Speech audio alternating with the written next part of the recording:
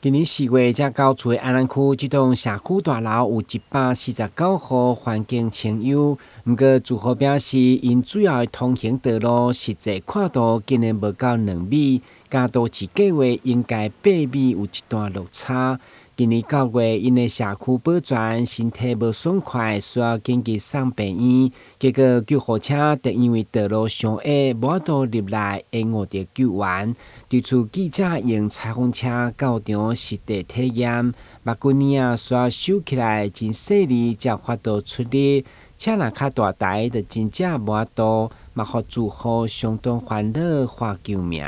困擾就是車子要過去，其實也過不去，然後救護車也過不來，然後就只有單一個出口，其實就是蠻不方便的。然後就是安全的疑慮吧，就是可能消防車、救護車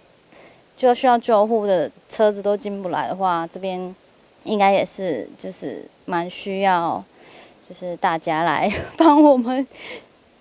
救我們！住戶面對每一天出入的無奈甲安全風險，求助無門，只好向議員陳一丁陳情。對此，議員佇議事廳嘛質疑市府佇公共安全管理的重大缺口，要求盡速提出具體改善方案。上面就有這個救護車的照片，連續2次都沒有辦法進去。就其實這個救護車就是在跟時間賽跑，其實。每一分每一秒都很重要，就發生這樣的情形，讓大家很擔心，會衍生很嚴重的後果。社區流出來的一個試射的通路，那不是我計劃道路裡面編定的一個道路，所以說計劃道路它不會是這麼小的一個方，我們再做一個確定跟了解啦。我就想說這個到底該怎麼辦？因為已經2次因為救護車沒辦法進去，然後造成大家很擔心，說會不會造成一些嚴重的後果，但是。